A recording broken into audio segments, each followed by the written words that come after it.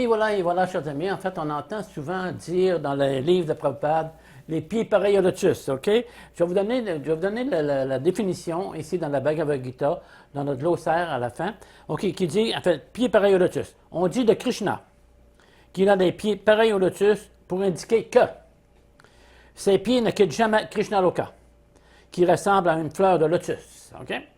Les doigts de ses pieds sont semblables à des pétales de lotus. Bougez pas et voilà. 3. La plante de ses pieds est de rouge, de la fleur de lotus et porte en outre la marque d'un lotus. 4. La beauté, la douceur et la fraîcheur de ses pieds rappellent celle du lotus. On dit aussi de Krishna, mais également de ses émanations et de ses représentants, les purs bhaktas, qu'ils ont les pieds pareils au lotus pour indiquer que, semblable à la fleur de lotus, qui, bien qu'elle se trouve sur l'eau ou même dans l'eau, n'est jamais mouillé. Ils ne sont jamais souillés par l'énergie matérielle, par Maya, même lorsqu'ils entrent en contact avec elle. Et voilà pour les pieds pareils au lotus de Krishna, all right? Et de son pur dévot. Avec Krishna. All right, OK. Bien des gens pensent qu'ils viennent au monde, qu'ils ont une seule vie à vivre. Mais ça, c'est vraiment faux. C'est vraiment faux. En fait, avant de prendre un corps humain, on a passé par des millions et des millions et des millions et des millions de vies et dans différents corps. Parfois, on avait des corps d'animaux, des fois on avait des corps de plantes et ainsi de suite. Et maintenant, on a la forme humaine. Et cette forme humaine-là peut nous sortir de cet engrenage dans lequel nous sommes présentement, c'est-à-dire le cycle des morts et de la naissance. Si on change avec Krishna, on développe notre conscience de Krishna, on retourne au moment de quitter notre corps dans le monde spirituel, et là, nous aurons une vie qui dure pour l'éternité. Nous étions auparavant dans le monde spirituel, et parce que nous avons été rebelles envers Krishna, bien, il nous a envoyés dans le monde matériel pour nous donner une petite leçon. Parce que là, on a rencontré un pur dévot, qui est Srila Prabhupada, qui nous donne des instructions dans ses livres, comment retourner dans le monde spirituel et que ce soit notre prochaine et dernière vie. Avec Krishna.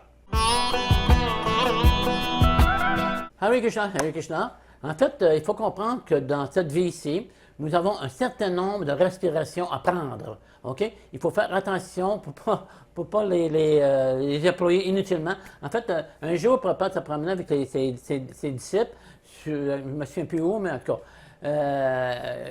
dehors, puis ils ont vu quelqu'un courir, puis pour jogging, on a du jogging pour garder la santé, mais en fait, Prabhupada a dit, en fait, cette personne-là, elle va raccourcir sa vie parce qu'elle va prendre plus de respiration que normalement, OK?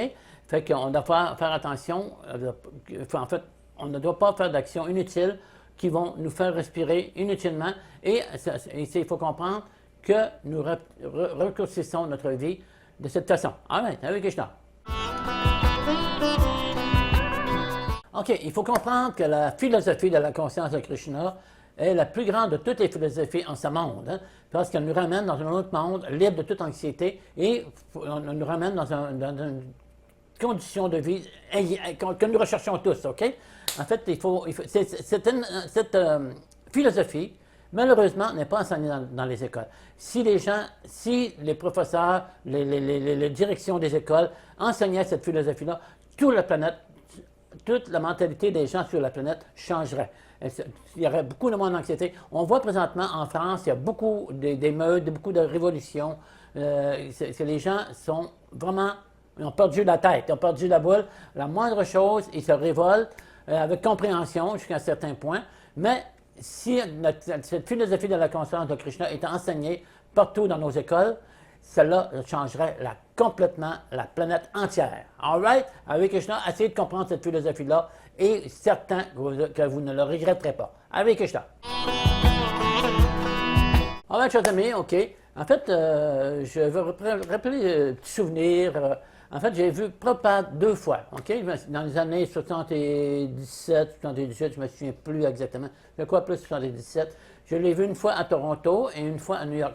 La première fois que je l'ai vu, j'avais l'impression que Prabhupada flottait. Il marchait, il était avec ses disciples, ça donnait vraiment l'impression qu'il flottait. Et puis en fait, Prabhupada, quand il faisait son discours, il regardait, il tournait ses yeux comme ça, sa tête comme ça, Puis on avait l'impression que ses yeux nous rencontraient.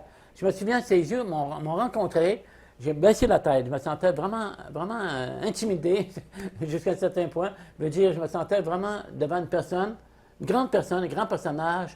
Puis je me sentais vraiment petit comparé à son regard. All right, OK, Hare Krishna.